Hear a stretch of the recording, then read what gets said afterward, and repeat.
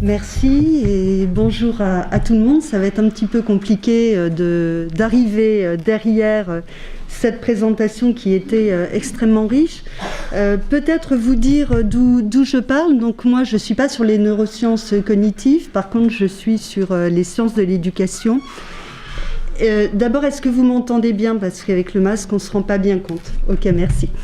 Et je viens plutôt de la didactique professionnelle qui passe donc par l'analyse du travail pour monter des dispositifs d'ingénierie et notamment de formation professionnelle. Donc je suis actuellement à AgroSud Dijon, chargée d'ingénierie, et ce que je vais vous présenter, j'avais commencé aussi de le travailler lorsque j'étais à la Bergerie nationale de Rambouillet, donc je m'amuse comme ça à grouiller, on va dire, dans le DNA. Voilà, donc on m'a demandé d'intervenir. J'avais un petit peu carte blanche avec l'idée derrière quand même que vous alliez répondre à cet appel à projet. Et finalement, je me suis dit, il y a quelque chose qui m'interpelle dans votre projet d'Ephinum autour de déployer des pédagogies innovantes. Et je me suis dit, au final, tout ce qui a eu trait à enseigner à produire autrement et qu'on a commencé depuis 2014 maintenant, eh bien, ça nous a donné un certain nombre d'indications sur des points de vigilance pour accompagner au changement. Et donc c'est ce que je vais vous présenter là, c'est-à-dire comment est-ce que, grâce notamment à enseigner à produire autrement, eh bien on peut se poser la question de ces points de vigilance. Alors vous verrez que dans le discours, il y a des moments où je ferai sans doute des parenthèses, ou en tout cas j'irai un petit peu à côté, simplement parce qu'on va utiliser un vocabulaire un petit peu différent de celui qu'a utilisé tout à l'heure Guillaume Borst, néanmoins pour dire un petit peu les mêmes choses. Donc ça va être à vous d'être un petit peu agile et à moi, si possible, de vous aider à l'être. J'avais quand même prévu un plan, une structuration.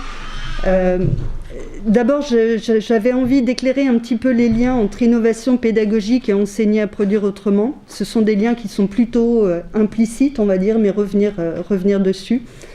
Le deuxième point, c'était spécifier un petit peu les difficultés des enseignants et des formateurs, mais aussi des éléments de pratique et de contenu nouveaux qui sont apparus en fait lors de ce travail sur enseigner à produire autrement. Pas tant pour vous faire aller sur ces questions de transition agroécologique, mais pour voir ce qu'on pourrait en tirer dans un autre cadre, parce qu'à mon avis, il y a des éléments qui sont transférables. Et puis, préciser aussi les situations qui, a priori, ont permis ces innovations. Qu'est-ce qui fait qu'au travers de enseigner à produire autrement, on a pu avoir aussi des innovations? Et enfin, l'idée, c'est surtout pour vous d'essayer de dessiner les contours de ce que pourrait être un dispositif d'accompagnement qui viserait la transformation de la formation. Voilà, et donc ce faisant, j'essaierai de mettre en évidence ce qu'on a de commun dans le discours avec Guillaume Borst, et puis peut-être des éléments qui sont un petit peu plus divergents, ou en tout cas qui sont travaillés de manière assez différente dans l'enseignement agricole par rapport à ce qu'on peut trouver à l'éducation nationale, et notamment autour de ces questions de compétences socio-émotionnelles. Alors revenir, là je ne vais pas vraiment vous la lire en entier, ce serait fastidieux, simplement revenir quand même sur l'idée que dans l'enseignement agricole, on a une définition institutionnelle de ce que serait l'innovation pédagogique. Je trouve qu'elle est intéressante en ce qu'elle met en évidence quelques points. On est bien sur une réflexion pédagogique qui est collective, c'est-à-dire qui est partagée. Il me semble que c'est le travail que vous allez aussi tenter de mettre en œuvre, avec une visée qui est celle de l'amélioration des apprentissages et puis une meilleure orientation ou une meilleure insertion. Et donc on est à la fois sur des apprentissages professionnels, mais dans l'innovation, on est aussi sur le développement de l'individu. On n'est pas que dans les apprentissages professionnels. C'est ce qui me semblait intéressant dans cette définition. Je vous en mets une deuxième. La deuxième, alors je ne sais pas si elle est plus intéressante, mais en tout cas elle dit quelque chose que je trouve intéressant. Elle dit que finalement l'innovation pédagogique c'est une nouveauté absolue ou simplement au regard du lieu d'adoption. C'est-à-dire que l'innovation c'est pas forcément quelque chose qui n'a jamais été mis en œuvre. Simplement, c'est quelque chose qui n'a pas été mis en œuvre par un collectif à un endroit, à un instant T, et qui apporte effectivement des améliorations. Si on regarde les grands penseurs de l'éducation et les neurosciences aujourd'hui, qu'est-ce qu'elles font? Elles objectivent les hypothèses que ces grands penseurs avaient. Ils sont quand même pour la plupart du XXe siècle, voire du XIXe siècle, début XXe ou XIXe. Donc où est l'innovation? En tout cas, c'est la mise en œuvre à un moment. La deuxième chose sur laquelle ils insistent, c'est toujours cette intention d'amélioration. On ne change pas pour changer. Ça ne sert à rien. On change pour que les choses soient de meilleure qualité, a priori, et pour les apprenants et pour les acteurs. Et puis un troisième élément qui me vient par rapport à l'innovation pédagogique, on est entre nous, c'est quand même un objet emblématique de l'enseignement agricole. Moi j'ai tendance à dire qu'il n'est pas seulement emblématique, il est idéal. C'est-à-dire que c'est l'idée que nous faisons de l'enseignement agricole. Moi, je suis rentrée élève dans l'enseignement agricole, je ne sais même plus, en 86, je crois, en seconde. À l'époque, on nous disait déjà combien l'enseignement agricole était innovant. Sauf qu'effectivement, on était dans les années FOSSEA. On était avant les modules pluridisciplinaires. Maintenant, je regarde, est-ce qu'aujourd'hui, on est toujours dans cette réelle innovation dans l'enseignement agricole? J'en suis pas convaincue du tout. Donc c'est quelque chose qui est à la fois idéal, on nous le renvoie, vous, enseignement agricole, vous êtes innovant, on nous le dit, et en même temps c'est relativement paradoxal parce qu'on a quand même une assez faible innovation pédagogique depuis le milieu des années 80, en dehors peut-être de l'approche capacitaire dans les UC, quand c'est mis en œuvre. Mais là encore, les UC, ils datent. L'approche capacitaire date un petit peu moins. Donc voilà, quelque chose qui est emblématique et en même temps qui est paradoxal. Vous aurez le droit de ne pas être d'accord, bien entendu, et de le dire. Alors, la singularité peut-être d'enseigner à produire autrement par rapport à l'innovation. Singularité tout court et ensuite peut-être par rapport à l'innovation pédagogique. D'abord, dire que enseigner à produire autrement, c'est quand même une prescription qui a été et qui est extrêmement difficile pour les équipes. D'abord parce que ça réinterroge les finalités. C'est-à-dire que nous, on doit accompagner le développement des compétences de jeunes qui ont ou qui auront à faire vivre une autre agriculture que celle qu'on a connue depuis plus de 50 ans. Waouh! Une fois qu'on a dit ça, ça veut dire qu'on va développer quelles compétences ou, si on parle d'enseignement agricole, quelles capacités. Donc ça, déjà, quelque chose de très compliqué. Deuxième chose, ça réinterroge aussi ce qui doit faire l'objet de l'enseignement. Est-ce que je dois enseigner certains savoirs nouveaux, agronomiques? Est-ce que je dois enseigner ce que d'aucuns appelleraient des attitudes, des compétences, on y revient, socio-émotionnelles? C'était pas une évidence non plus au début du plan. Ça réinterroge les situations d'enseignement-apprentissage. On nous dit bien qu'il est nécessaire de faire autrement. Et puis ça réinterroge les situations d'évaluation.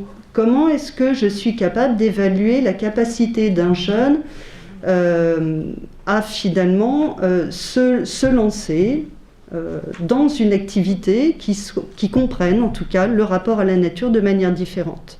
Là non plus, ce n'était pas une évidence au tout début du plan. Et puis le tout, évidemment, dans un cadre qui a été laissé complètement à discrétion des enseignants et des formateurs. Alors peut-être un petit peu moins les formateurs avec les UC, encore que si je ne vais pas regarder le référentiel de diplôme et les situations professionnelles, les SPS, des fois je perds le sens, mais quand je suis enseignant dans le système initial et scolaire, c'est sans doute encore pire. Tout est laissé à discrétion, c'est-à-dire que je dois me débrouiller de référentiels qui, pour le coup, ne sont pas toujours d'ailleurs cohérents entre le référentiel de certification et le référentiel de formation. Donc une belle difficulté. Et puis derrière, un impensé, l'impensé qui est l'innovation pédagogique là-dedans. Alors, on nous dit, en tout cas c'était noté dans le plan enseigner à produire autrement, qu'on devait changer les modes d'acquisition des savoirs. Ok, on doit changer les modes d'acquisition des savoirs, mais pour qui, pourquoi, comment, difficile à dire. En fait, il y avait comme on peut faire l'hypothèse qu'il y avait une relation d'homomorphisme. Puisqu'on change et qu'on passe à produire autrement, on doit changer, on doit aussi apprendre autrement. Et donc, on ne nomme pas derrière cette question de l'innovation. Alors, il y a aussi sans doute une question de prudence. Prudence d'abord parce qu'on sait que les enseignants et les formateurs, avec le terme innovation, ont tendance un peu à prendre ça comme si on leur disait vous n'êtes pas à la hauteur, donc il va falloir innover. Donc, on y va doucement sur le terme innovation. Et puis prudence aussi, notamment quand on parle d'agroécologie, tout ce qui relève de l'innovation, ça vient quand même, ça a un fond néolibéral avec Schumpeter, etc. Donc avec agroécologie, c'était quand même politiquement pas très facile d'amener l'innovation. D'autres disent, finalement, c'était plutôt une confiance, voire une illusion créatrice dans la capacité des acteurs à prendre des initiatives, à inventer et à opérer des transformations. Tout compte fait, c'est peut-être ce qui s'est passé. C'est-à-dire qu'on a eu un plan qui a demandé à changer les manières de faire apprendre aux jeunes pour qu'ils produisent différemment. Et puis, ma foi, les gens se sont engagés. Et là, l'idée, c'est de vous présenter un peu ce qui s'est passé, ce qu'on peut dire 7 ans après. Non pas pour dire ça a marché, ça n'a pas marché, mais pour essayer de tirer quelques enseignements de ces choses-là. Peut-être juste pour préciser, alors c'est pas le seul terrain d'observation, mais l'un des terrains d'observation qui a quand même été le plus utilisé, c'est le dispositif Pepieta. Certains ont peut-être participé à ça. Donc Pepieta, c'était, je ne sais même plus, pédagogie, il me manque, produire autrement. Bon, c'était en gros interroger les enseignements, l'interdisciplinarité pour enseigner à produire autrement. Je suis désolée d'avoir perdu ça. On a eu donc deux dispositifs Pepieta, Pepieta 1 et Pepieta CGEA. Le premier a débuté en 2015 jusqu'en 2017. Il portait sur différents niveaux de formation, sur différentes filières, dans l'enseignement initial et dans l'enseignement aussi par apprentissage. Le deuxième dispositif, qui s'appelait Pepieta CGEA, est venu quelque part accompagner la rénovation du bac pro CGEA qui avait été faite dans le cadre justement d'enseigner à produire autrement. Et là, on était plutôt sur l'initial et sur les diplômes modulaires. Il y avait 3 questions qui se posaient dans ces accompagnements. Qu'est-ce qu'on enseigne ? Comment on enseigne ? Et surtout, comment on travaille ça en collectif ? Et c'est en ça que ça peut peut-être nourrir un petit peu les réflexions que vous allez avoir jusqu'à demain. Avant d'aller voir ce qui s'est joué et ce qui a été fait, peut-être revenir sur les nœuds. On a travaillé alors à la fois dans le dispositif et puis à la fois dans le cadre d'une recherche doctorale que j'ai effectuée, essayer de travailler un petit peu les empêchements pour les enseignants. Là, je les ai appelés des nœuds, pour changer un petit peu. 3 grands types de nœuds qui se jouent au niveau donc, des enseignants et des formateurs. Alors j'inclus les formateurs parce que là maintenant on travaille aussi avec des BPREA et on voit qu'on est à peu près sur les mêmes difficultés. 3 types de nœuds, des nœuds d'ordre didactique ou épistémologique qui tiennent à la question des savoirs. J'y reviendrai après. Là, des difficultés. Deuxième type de nœuds, des nœuds qui sont vraiment liés aux pratiques d'enseignement. Comment je fais avec les apprenants. Et troisième, les nœuds dans les pratiques enseignantes. Alors là, je fais une différence en référence à Marguerite Altais. En gros, elle dit la pratique d'enseignement, c'est la pratique avec les apprenants, que je sois en classe, sur une exploitation, etc. Je suis avec eux. Et la pratique enseignante, elle est plus large. C'est ma pratique avec mes collègues, avec éventuellement les parents d'élèves quand je suis en initiale, c'est aussi la pratique avec les professionnels et avec les réseaux d'acteurs. Donc c'est quelque chose de beaucoup plus large. Alors quoi dire des nœuds qui sont des nœuds plutôt relatifs au savoir?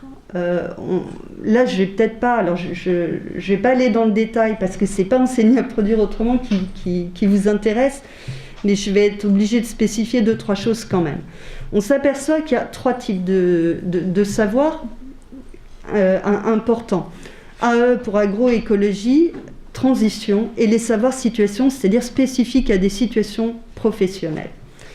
Ce qui m'intéresse moi, c'est que avec l'importance de traiter les transitions, de traiter les voies de la transition, de traiter les changements, ça veut dire que l'enseignant, il n'est plus seulement là pour imposer un savoir ou pour permettre aux apprenants de construire ce savoir, mais il est là aussi pour accompagner un changement en termes de transition et donc d'avoir identifié ces voies en amont pour permettre aux jeunes de penser les voies qu'il est aussi possible d'emprunter. On parlait tout à l'heure d'adaptabilité, Guillaume parlait d'adaptabilité. Quand vous êtes sur les questions de transition en matière agroécologique, certains ont peut-être entendu parler du modèle ESR, de l'efficience, je vais essayer d'avoir des impacts environnementaux moindres, de la substitution, j'ai changé une pratique ou une production par une autre, et la reconception, je change mon système pour que le problème n'arrive pas. On voit bien que ça, c'est typiquement de l'adaptabilité. Comment est-ce qu'en situation, je travaille avec un jeune pour qu'il résonne dans le E, dans le S, dans le R? C'est plus une compétence socio-émotionnelle, ça fait partie des capacités professionnelles que de penser des voies pour arriver à un résultat. Donc voilà, ça veut dire qu'on accompagne des processus et qu'on ne regarde pas forcément que le résultat. Deuxième point, les nœuds là, dans les pratiques d'enseignement-formation. Alors ceux-là, ce n'était pas tant ceux des enseignants que ceux des formateurs que je vous ai mis. Mais bon, certains se rejoignent. Moi, ce qui me paraissait... Alors, je commence à plus voir avec la buée, j'en suis désolée, ça va être compliqué. Voilà, j'ai essayé de regarder ce que j'avais mis avec un petit peu de noir autour, qui me paraissait important. Comment est-ce que je fais rentrer les jeunes dans des dispositifs d'apprentissage? Sans doute aussi en travaillant des situations professionnelles, et des situations professionnelles qui soient appétantes, qui soient porteuses de défis. Comment est-ce qu'au niveau d'un territoire, je vais aller travailler avec des professionnels pour questionner l'arrêt ou non du glyphosate, par exemple? Ça, c'est sans doute un choix d'une situation professionnelle qui est porteuse de défis. Le deuxième point sur lequel je voulais revenir, c'est l'idée de l'activité qui soit productive et constructive. Comment est-ce qu'on mêle théorie et pratique? Comment est-ce que je permets à des jeunes de produire quelque chose, un résultat, mais comment surtout je fais en sorte que cette activité leur permette de se construire? Est-ce que je regarde là encore uniquement le résultat ou est-ce que je regarde le processus de construction du jeune?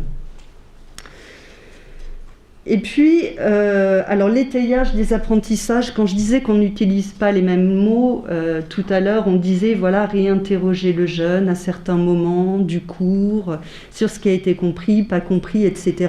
Tout ça, ça fait partie de ce que Brunner appelle l'étayage des apprentissages. Comment est-ce que j'aide l'apprenant à faire le point à des moments qui me paraissent opportuns par rapport à ce qu'il a appris ou ce qu'il n'a pas appris. Et puis enfin, autre nœud, et là je vous parlerai surtout de la question d'en haut qui est celle de la légitimité, la difficulté très importante pour les enseignants et pour les formateurs à se sentir légitimes à parler d'agroécologie. Sans doute de la manière, que ce sera une question que vous pourrez retrouver la légitimité à parler de formation hybride.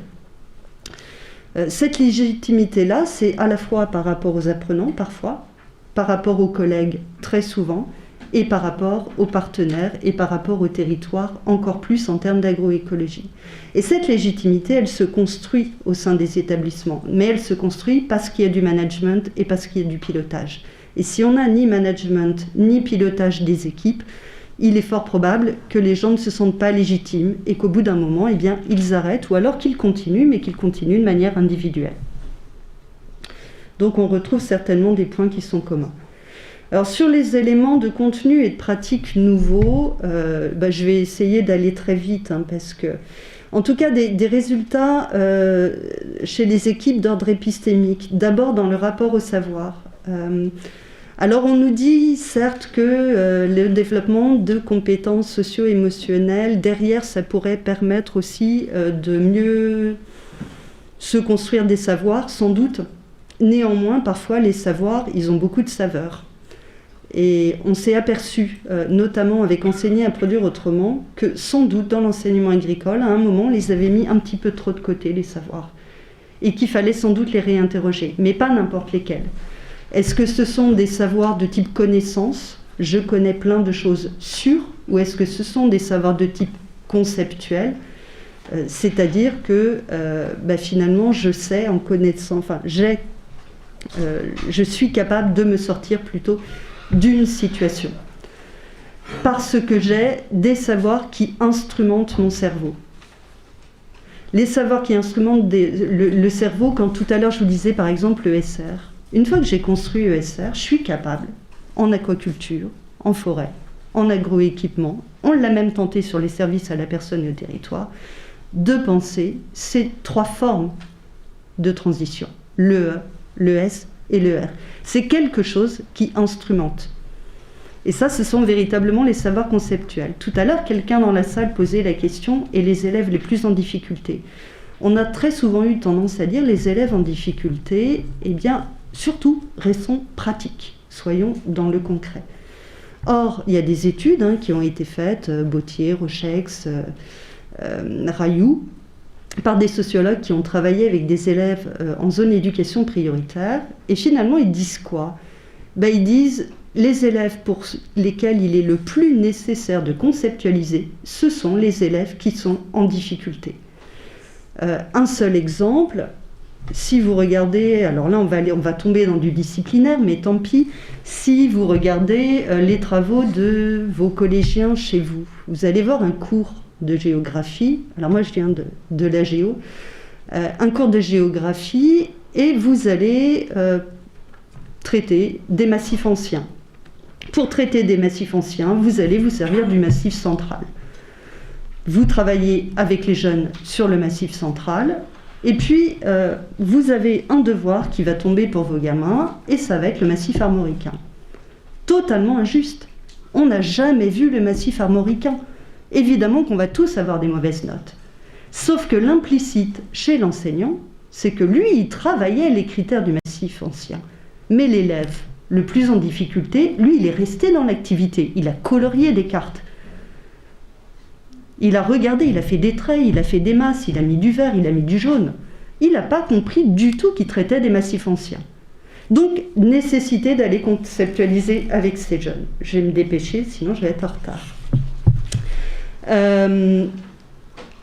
On voit aussi que ça a changé des choses dans les relations entre enseignants et apprenants.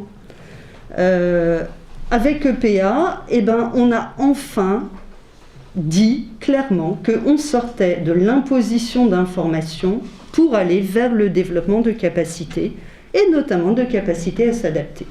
Et puis surtout, et là ça va dans le sens de ce que vous travaillez, on a réellement plus pris en compte le vécu et l'expérience des jeunes en exploitation, que ce soit de stage, que ce soit d'apprentissage, que ce soit chez les parents, etc. On était vraiment sur une pédagogie de l'alternance. Et puis un travail sur les représentations. Ça a aussi obligé à changer les relations entre enseignants. On s'est aperçu qu'on n'arriverait pas à avancer s'il n'y avait pas un véritable travail collectif. Et que ce travail collectif, il pouvait être instrumenté par les référentiels de diplôme. Si à un moment on ne se pose pas la question collectivement du référentiel professionnel, c'est quoi le professionnel que je vais devoir chercher à construire, on va avoir du mal à y aller. Et puis une appropriation aussi collective des concepts qui paraissaient essentiels dans cette réforme. Et puis ça a aussi beaucoup changé les relations avec les professionnels. On l'a dit, une valorisation de l'expérience professionnelle. Et puis on a vu que là où ça marchait le mieux, c'est quand on avait co-construction entre des apprenants, des professionnels, des enseignants d'autres acteurs du territoire, du problème qui se posait au niveau du territoire. À quoi est-ce que finalement on souhaite répondre et quelles sont les solutions qui sont envisageables, et quand derrière il y avait une analyse réflexive. Quelque part, c'est aussi quand on a fait confiance aux jeunes et dans leur capacité à construire avec les autres les problèmes auxquels ils auront à répondre. Alors oui, on a eu des innovations, mais par contre, c'est vrai aussi qu'on a eu beaucoup d'innovations, on va dire des petits trinômes, des trinômes. Alors parfois c'était lié au turnover, mais parfois pas. Par contre, on n'a pas réussi à aller jusqu'à un remaniement complet des chaînes de pensée et d'action d'équipes entières. Mais il nous semble que ça donne déjà de quoi réfléchir. Alors dans les déclencheurs à l'innovation, donc on a bien une innovation, voilà, qui était implicite mais qui a été mise en œuvre. On a essayé de définir à plusieurs, hein, là on l'a fait avec Patrick Mayen, quelques hypothèses. Pourquoi est-ce que cette innovation elle a marché ou pas dans le cadre d'enseigner à produire autrement ? Première hypothèse, enseigner à produire autrement, ça a une forte dimension axiologique, c'est-à-dire que c'est véritablement porteur de valeurs. Et que ce sont ces valeurs qui ont permis d'avancer. Quand je dis valeurs, attention, ça ne veut pas dire qu'on avait des équipes qui étaient militantes. En tout cas, elles étaient militantes, mais peut-être pas au sens politique ou syndical agricole, on va dire. Mais ces porteurs de valeurs, et ça c'était important. D'autre part, l'innovation, elle a aussi eu lieu parce qu'on s'est retrouvé notamment en formation initiale scolaire, avec un nouveau travail sur le sens de ce qu'on fait. Finalement, on a beaucoup bossé avec tous les enseignants sur l'identité professionnelle des jeunes. Comment est-ce qu'on leur permet aussi de se construire un style professionnel à ces jeunes-là ? Et ça a redonné du sens à l'acte d'enseigner pour eux. Donc ce sens sur l'acte d'enseigner, et puis aussi on est passé sur, encore une fois, non pas une imposition de connaissances, mais une formation au jugement. Quand je dis formation au jugement, on ne juge pas des gens, on juge des situations. Et on essaie de voir comment on peut les faire bouger.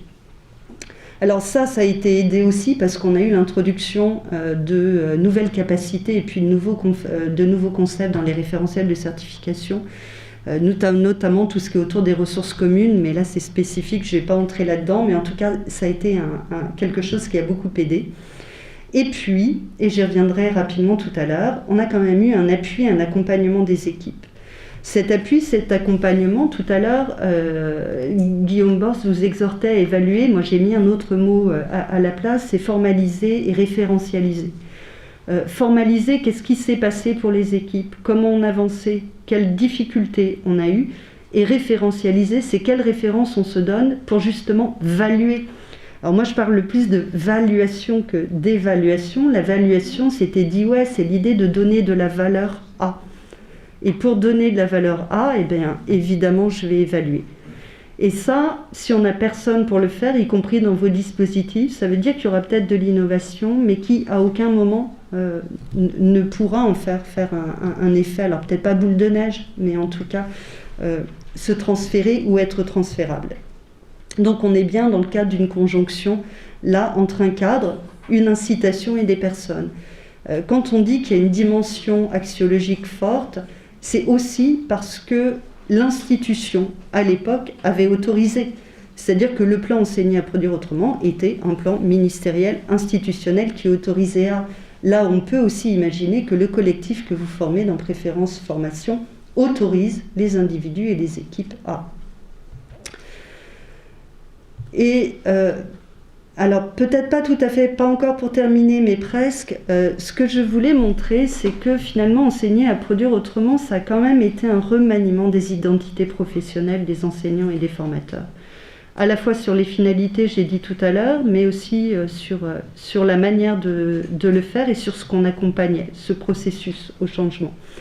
Et du coup, ça pose un certain nombre de questions que je vous ai mises là parce que je me dis que sans doute elles peuvent vous servir. Est-ce que je transforme le travail et où j'ai à chaque fois mis et où est-ce que l'objectif c'est de se transformer par le travail? J'invente un nouveau métier ou je change la manière dont je conçois mon métier.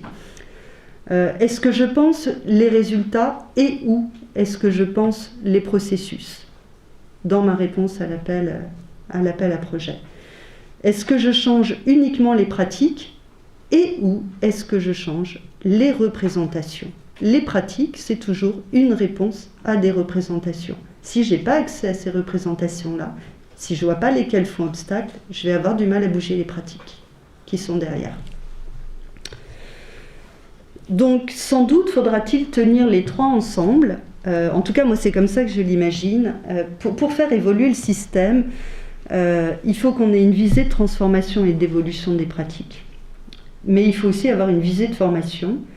Et puis, il faut aussi avoir une visée de production de connaissances sur les pratiques. Parce que si je ne produis pas de la connaissance sur les représentations qui sont à l'œuvre dans les pratiques mises en œuvre, je vais avoir du mal à faire bouger. Ou alors ça va bouger sans que je comprenne bien ce qui s'est joué. Et du coup, pour une ingénierie de l'accompagnement au changement, moi, il y a quelques points qui me paraissent vraiment importants. L'idée de mettre en travail le sens du changement attendu. Vous parlez d'hybridation, vous parlez de numérisation. Ok, mais c'est quoi le sens? En quoi ça peut être porteur de sens pour les formateurs, pour l'établissement, pour les apprenants? Je ne sais pas, mais en tout cas, sans doute, il faudrait le mettre en travail. Le deuxième point, qui me paraît aussi important, c'est comment je problématise en collectif les pratiques d'enseignement et les pratiques enseignantes, donc plus largement, et les pratiques de formation. C'est-à-dire, est-ce que je me donne les moyens d'aller voir les obstacles? Tout à l'heure, il le disait, on apprend y compris contre soi. C'est quoi les obstacles qu'il va falloir qu'on travaille? C'est sans doute ceux qui grèvent le pouvoir d'agir des différents acteurs. Ensuite, sans doute aussi analyser les pratiques. Les pratiques, ou bien en situation si vous avez la possibilité d'aller les observer, ou bien via des explicitations a posteriori, par exemple. Comment tu as fait? Comment tu t'y es pris? Pourquoi tu t'y es pris de telle manière? Est-ce que tu aurais pu faire autrement? Pourquoi tu ne t'y es pas pris autrement? Qu'est-ce qui t'a empêché de le faire? Etc. Dans le même temps, sans doute élargir la gamme des possibles. C'est-à-dire qu'il n'y a pas, je ne sais pas moi, l'acte de formation classique et la proposition d'une formation hybride. Il y a sans doute des possibles qui seraient à formaliser pour aider en fait, et donc élargir ça. Et puis évidemment expérimenter, tâtonner donc, et puis référentialiser, c'est-à-dire formaliser notamment et évaluer ce qui s'est passé. Et puis pour en finir, moi je reviens vraiment sur ça, c'est-à-dire que piloter le changement. On ne peut pas attendre de l'innovation si on n'a pas de pilotage du changement. Et ce pilotage, il peut être fait à plusieurs niveaux. Alors certes, on peut imaginer que le DNA puisse être en aide, en appui, au niveau national ou interrégional. Mais Françoise Cros, elle met aussi beaucoup l'accent sur ce qu'elle appelle les personnes intermédiaires, donc le DNA. Mais ces personnes intermédiaires, ça peut aussi être des personnes qui sont en centre. Vous avez des directions dans vos établissements, il y a des coordos pédagogiques, il y a des chargés d'ingénierie. Ce sont autant de personnes qui sont des personnes intermédiaires entre ceux qui sont avec les apprenants au jour le jour, et puis ce qu'on peut travailler au niveau par exemple des sciences de l'éduc. Et donc pour moi il s'agit vraiment d'accompagner les enseignants et les formateurs, et puis identifier et publiciser les innovations qui ont été produites, c'est-à-dire les donner à voir, et les donner à voir dans ce en quoi elles fonctionnent, mais aussi dans ce en quoi elles ne fonctionnent pas. Quand je vous ai dit tout à l'heure, on a réussi sur des binômes, trinômes, mais on n'a pas réussi à l'échelle d'une équipe entière. Ça reste encore quelque chose qui est à travailler et qui n'a pas fonctionné. Voilà. C'est bon au niveau de l'heure ? Très bien.